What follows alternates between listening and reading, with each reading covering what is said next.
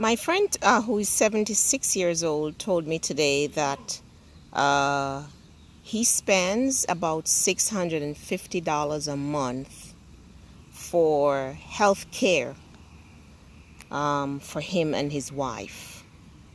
He gets Medicare, he and his wife, but he said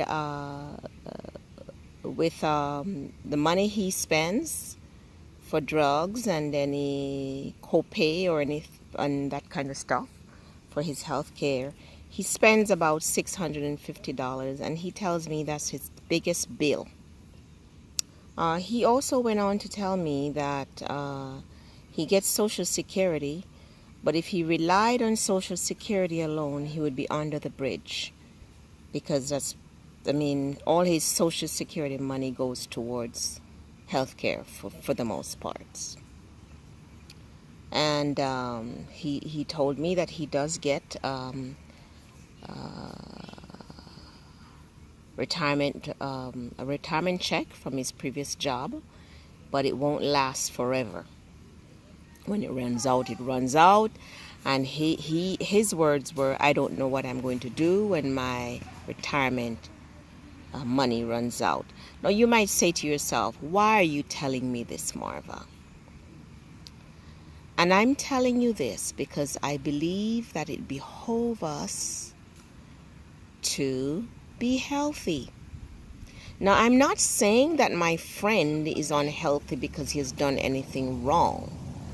But hearing this makes me want more than ever to take the best care of myself so I can be as healthy as I possibly can be when I get to be, well, actually from now, really. I want to be very healthy as I can possibly be now and going forward.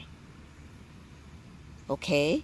Because unless we have health insurance that covers everything, not just 80%, but everything, including copay, deductible, and all of that, being sick is very, very expensive. Very expensive. It is possible to grow older and be healthy without blood pressure issues, without diabetes issues, without heart issues, without breathing issues, without digestive issues, without Alzheimer's. I do believe it's possible. There are many people all over the world who live to be very old and die of old age. They don't die because they have heart disease and the various diseases and are in and out of the doctor every day. First of all, there are many countries where folks don't have access to going to doctor and hospital. So they find herbal remedies to treat, cure, and heal themselves. And they eat quite healthy, oftentimes because that's the only way they can eat. They can't afford to buy meat, so they hardly eat it or at all.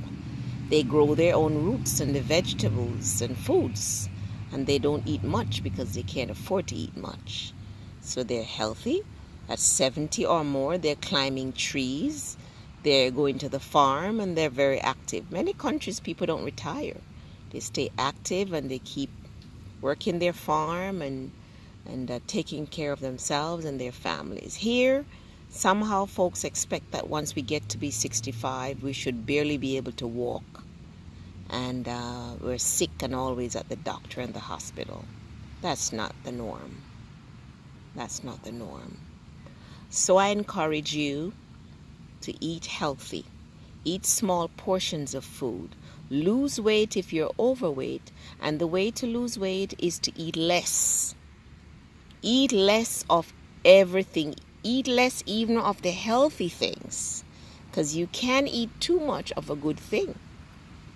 So eat less. Do some moderate exercise like walking. Get good sleep. Decrease your stress level. But food is probably 90% of the cause of the illnesses that we have in this country and in the world. Too much eating, too much food, eating too often, eating too much, being overweight, being fat, being obese, and lack of enough activity and too much stress. So, an ounce of prevention is better than a pound of cure.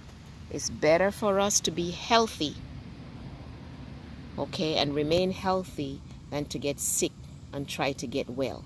Even those of us, though, that are sick can get well by proper nutrition, eating less and eating good food, cutting out the junk. Okay, stay away from McDonald's and Burger King and those places. Eat lots of vegetables, a little bit of meat, if any. Okay, and drink lots of water. And don't be overweight. A lot of disease conditions are related to excess eating and being overweight. And they say America has some of the fattest people in the world. That's because McDonald's and Burger King and the supermarket is readily available. And we spend a lot of our money on these junk food and these so-called juice, soda, alcohol. Okay, so take care of number one, your body. That's your first responsibility. Put the oxygen on yourself first. Take care of yourself before you can take care of anybody else. All right, be well. My stories are intended to help us, you and me, to live a healthy, happy, long life, which is possible, but it's a choice that we have to make. Okay, till we meet again, God bless you and take care.